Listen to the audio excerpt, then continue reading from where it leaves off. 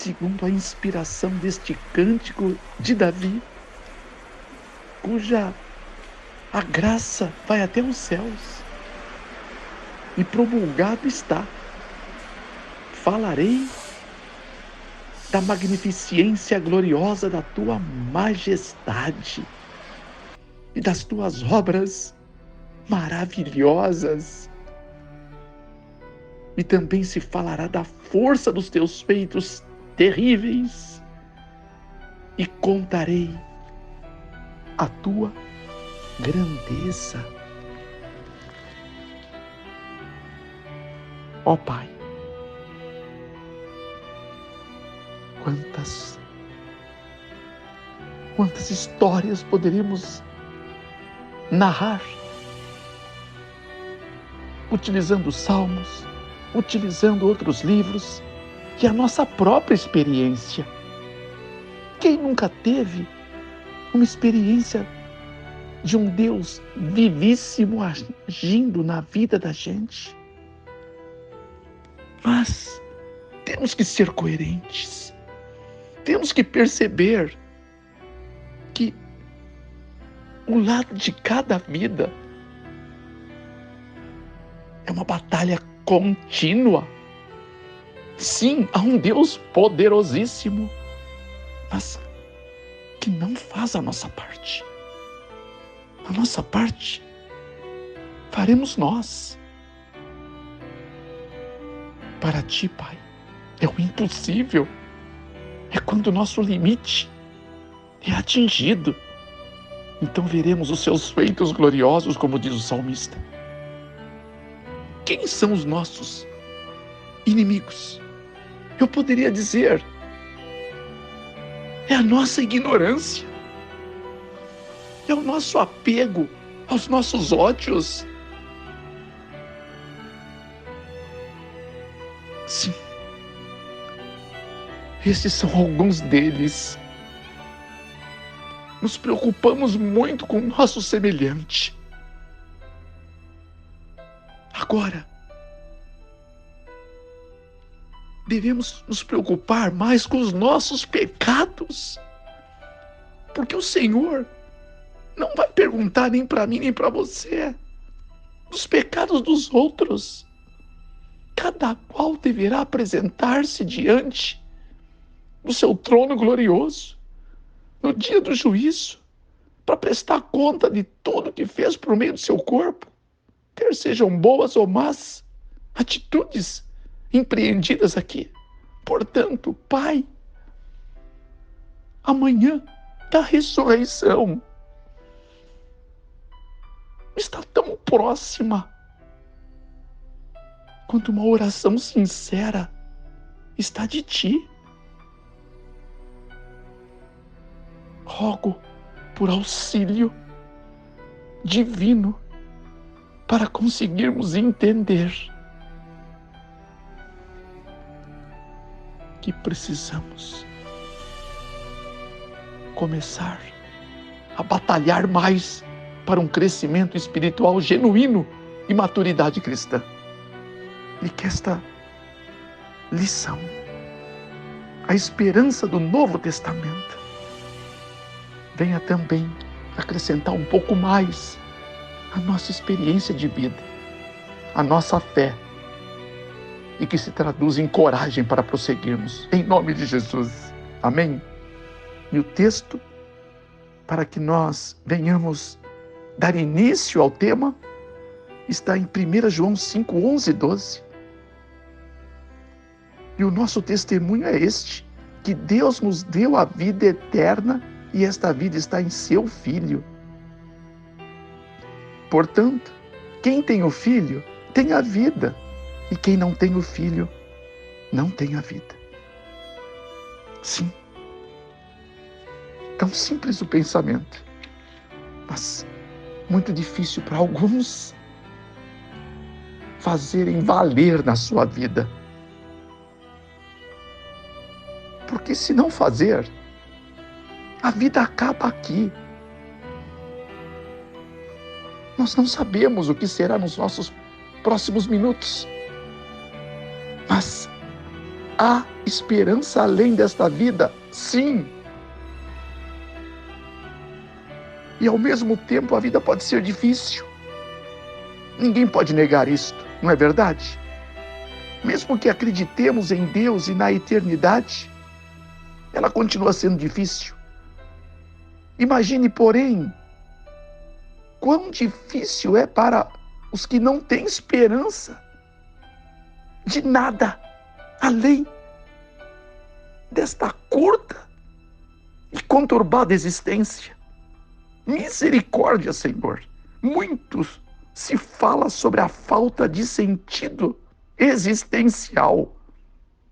Uma vez que apenas morremos, não temos a percepção de que vamos morrer. Não, nós temos essa percepção. Não somos como os animais que não a têm. Essa percepção torna a vida aparentemente insignificante e vazia para muitos, meu irmão. Um pensador se referiu aos seres humanos como nada além de pedaços de carne estragada, em ossos, em desintegração. A descrição é macabra, porém é difícil argumentar contra a lógica do seu autor. Mas ao mesmo tempo, olha o que encontramos na Epístola de Paulo aos Coríntios, no seu capítulo 15, que vale a pena a nossa reflexão. A partir do verso 19, se esperarmos em Cristo só nesta vida apenas, somos os mais miseráveis de todos os homens. Mas agora Cristo ressuscitou dos mortos e foi feito as primícias dos que dormem. Porque assim como a morte veio por um homem, também a ressurreição dos mortos veio por um homem. Assim como todos morrem em Adão, assim também todos serão vivificados, serão em Cristo Jesus. Mas cada um por sua ordem, Cristo as primícias, depois os que são de Cristo na sua vinda. Amém? Agora, veja os versos 51 em diante. Eis que aqui vos digo mistério. Na verdade, nem todos dormiremos, mas todos seremos transformados. No momento, no abrir e fechar de olhos, ante a última trombeta, porque a trombeta soará, e os mortos ressuscitarão incorruptíveis, e nós seremos transformados. Porque convém que isso que é corruptível se revista de incorruptibilidade, e isto que é mortal se revista de mortalidade. E quando o que é incorruptível, ou melhor, o corruptível, se revestir de incorruptibilidade, e isto que é mortal se revestir de imortalidade, então cumprir-se-á a palavra que está escrita: tragada foi a morte na vitória. Aleluia! Então, duas propostas em Cristo: vida eterna, abundante, além dos séculos, ou jazer aqui, tornar-se apenas carne estragada. Mais de 2.500 vezes, para que se cumpra a promessa em que Cristo apregoou na Santa Bíblia. Virei outra vez. Eu repito, 2.500 vezes, pelo menos, a promessa da vinda do Senhor. Imagine se eu mesmo enviasse uma mensagem para o seu celular: que preciso falar com você. Depois de meia hora eu te envio outra mensagem: eu preciso muito falar com você. Depois de mais 15 minutos, por favor, ligue para mim. Aí você vê que eu tentei te ligar algumas vezes. mas você estava em local que possivelmente não tinha sinal.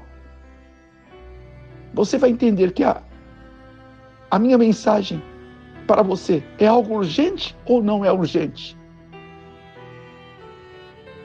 Cristo escreveu isto 2.500 vezes. Ele tem urgência em voltar. Urgência em levar você daqui. Amém? Em Jeremias 1,12 está escrito que ele vela sobre a sua palavra para a cumprir. Isaías 34,16 reitera. Também no mesmo profeta 14, versos 24 e 27. O Senhor é categórico em dizer que Ele cumprirá o que Ele disse. Jurou o Senhor Jeová dizendo: como pensei, assim se sucederá. E como determinei, assim se efetuará. O Senhor Jeová determinou quem o invalidará. Sua mão estendida está, quem a fará voltar atrás? 46:11, última parte do livro de Isaías também, números 11 e 23. O Senhor não é homem para que minta, nem filho do homem para que se arrependa. Ele sempre cumpre o que ele promete. 1 Reis 8,56, Tito 1,2 e Hebreus 6,18. Deus não pode mentir e é impossível que minta. Espera no Senhor. E você será muito bem sucedido em todos os empreendimentos da sua vida. Porque a promessa é: eu o ressuscitarei. Aqueles que descansarem em Cristo. Mas desta maneira, no Evangelho de João, no seu capítulo 6, está escrito, no verso 35, é maravilhoso essa citação. Jesus lhe disse: eu sou o pão da vida. Aquele que vem a mim não terá fome, e quem crê em mim nunca terá sede. O verso 48 ele repete, no verso 51, ele diz: eu sou o pão vivo que desceu do céu. Se alguém comer desse pão, viverá para sempre. E o pão que eu lhe der é a minha carne, que eu darei pela vida do mundo. Palavras não foram muito bem compreendidas, ao ponto que no verso 60 de João 6, no final, alguém disse: duro é esse discurso, quem o pôde ouvir? E os discípulos murmuravam, não apenas os 12, mas muitos outros que seguiam Jesus, ao ponto de ele dizer: isso vos escandaliza? As palavras que eu vos digo são espírito e vida. O espírito é que vivifica, a carne para nada serve. No verso 40, porquanto a vontade daquele que me enviou é esta, que todo aquele que vê o Filho e crê nele tenha vida eterna, e eu ressuscitarei no último dia. No verso 44, olha a importância, a veemência de Deus insistindo que é no último dia a ressurreição dos mortos, meu irmão, minha irmã. Ninguém pode vir a mim se o Pai que me enviou não o trouxer, e eu o ressuscitarei no último dia. E no verso 54, tudo de João 6, quem come a minha carne e bebe do meu sangue tem a vida eterna, e eu ressuscitarei no último dia. A carne de Cristo é a vida que ele representou aqui, em carne. A sua vinda aqui. A palavra que ele se tornou. Cristo tornou-se a palavra. A palavra se fez carne e habitou entre nós. 1 verso 1 e 1 verso 14 do Evangelho de João também. E o sangue da nova aliança significa as promessas, são 7.486 só para começar, que são todas tuas e minhas, Nós precisamos tomar posse. E isto só é possível pelo sangue de Jesus. Amém? E assim você tem direito à ressurreição. E aqui voltamos à tônica, para o último dia, que é o verso em que nós citamos para começar a nossa reflexão. Quem tem Cristo tem a vida, e quem não tem Cristo não tem a vida. Não tem. E que esta prerrogativa categórica, indubitável, aplica-se também no Evangelho de João, em 14, verso 27. Eu vou, mas deixo-vos a minha paz eu vos dou. Não vou dou como o mundo dá. A paz de que a vida não é só isto. Não são só os míseros anos que vivemos aqui. 60, quando muito 70, e se tivermos sorte porque cuidaremos melhor do nosso corpo, 80, as trombetas vão soar, meu irmão. Então, temos que compreender esses princípios, porque eles são fundamentais. Então veja o que diz o apóstolo na sua epístola primeira aos Tessalonicenses, com relação ao que nós estamos aqui estudando juntos. Mas antes, deixa eu te citar 1 Coríntios de novo, para fazer, ou para dar mais lógica para você. Se esperarmos em Cristo só nesta vida, somos os mais miseráveis de todos os homens. Verso 14. Se Cristo não ressuscitou, logo é vã nossa pregação, e também é vã a tua, a minha, a nossa fé. No verso 12. Ora, se prega que Cristo ressuscitou dos mortos, como dizem alguns dentre vós, que não há ressurreição dos mortos? Se Cristo não ressuscitou, nossa fé não tem valor.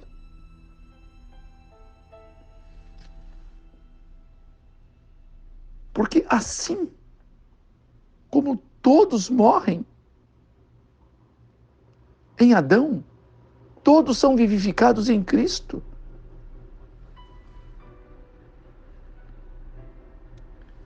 E também, nos versos a seguir, 55 em diante, onde está, ó morte, o teu aguilhão? Onde está, o inferno, a tua vitória? Ora, o aguilhão da morte é o pecado, e a força do pecado é a lei. Mas graças a Deus, olha que texto, graças a Deus que nos dá a vitória por nosso Senhor Jesus Cristo, amém? Portanto, meus amados irmãos, diz o apóstolo, sede firmes e constantes, sempre abundantes na obra do Senhor, sabendo que o vosso trabalho nunca, jamais será vão no Senhor.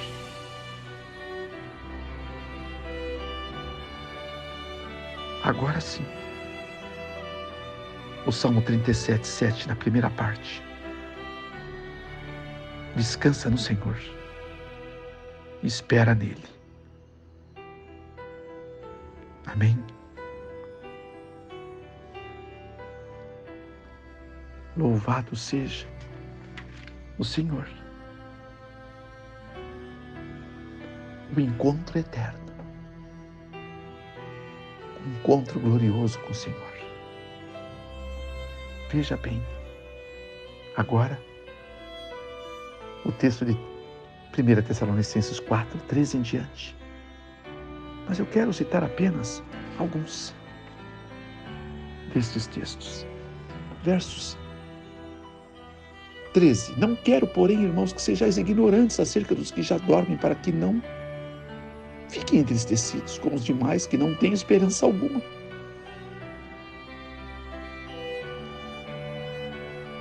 Dizemos isto pela palavra do Senhor, que os que ficarmos vivos não para a ocasião da vinda, não precederemos os que dormem, porque o mesmo Senhor descerá do céu com alarido e com voz de arcanjo e com a trombeta de Deus, e os que morreram em Cristo ressuscitarão primeiro. Depois, nós, os que ficarmos vivos, seremos arrebatados juntamente com Ele nas nuvens e encontrar o Senhor nos ares. E assim estaremos para sempre com o Senhor. Os mortos são ressuscitados pela palavra poderosíssima e onipotente do Senhor. E os vivos, segundo 15:52 de 1 Coríntios, num momento, num abrir e fechar de olhos, ante a última trombeta, porque a trombeta soará e os mortos ressuscitarão incorruptíveis e nós seremos transformados. Aleluia. Em 1 Coríntios 15:51, muitos religiosos sugerem que esse mistério subscrito no verso trata-se do arrebatamento secreto, repentino e silencioso. Os outros, que não seriam arrebatados, permaneceriam ainda neste mundo. Eles acreditam que isto vai ocorrer 7 anos antes da gloriosa vinda do Senhor. Agora, os que ficam indagarão: o que aconteceu com eles? Restou-lhes as roupas?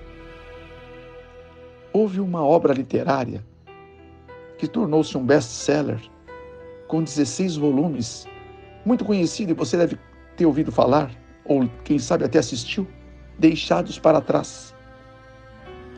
Transformado em 4 filmes, promoveu-se este falso ensinamento, expondo milhões de pessoas a este erro, que não tem nenhuma base bíblica, nenhum sustento confere esta afirmação. O mistério que Paulo salienta estava claramente referindo à transformação dos justos vivos para se juntarem aos justos ressuscitados na vinda do Senhor. Portanto, não é um arrebatamento secreto. A volta de Jesus será visível. Todos os vivos o verão. Apocalipse 1:7. E tanto a ressurreição dos mortos quanto a transformação dos vivos ocorrerão ao som da trombeta. 1 Coríntios 15:51 e 52, que já citamos aqui. Na segunda vinda ocorrerá. Os justos vivos nessa ocasião serão transformados pelo poder de Deus no piscar de olhos. A voz de Deus, eles serão glorificados. São feitos imortais. O encontro mais incrível de todos os tempos da eternidade. Os anjos reunirão os seus escolhidos dos 4 ventos de uma a outra extremidade dos céus. Mateus 24:31. Amém. Criancinhas serão levadas pelos santos anjos aos braços de suas mamães. Amigos separados pela morte serão reagrupados novamente. Por longo tempo se encontrarão para nunca mais se separarem. E com cânticos de graça, de uma alegria inenarrável, subirão juntos com o Senhor para a cidade de Deus e pisarão em ruas de ouro e cristal. O Grande Conflito, página 534. Aleluia! O que pode fazer você perder essa oportunidade?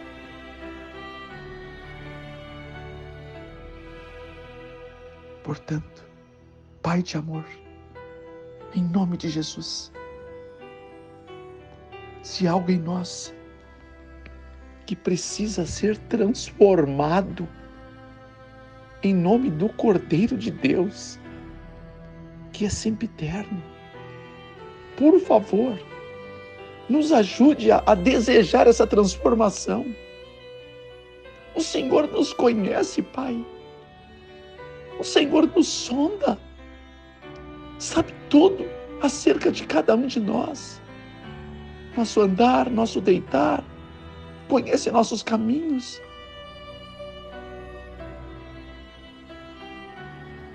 Portanto, sonda, ó Deus, e conhece o nosso coração. Prova a nós e conhece os nossos pensamentos, porque estão todos pesados em balança, segundo a profecia. E vê se há em nós algum caminho mau e guia-nos pelo caminho eterno, como diz o salmista, e nos prepare para esse grande dia, que nada deste mundo venha nos roubar a promessa da eternidade, conferida e garantida pelo sangue de Jesus. Em nome dele e por este sangue que eu não oro, mas que eu clamo. Obrigado por esta reflexão e lição. Amém, Senhor. Maranata, Senhor Jesus.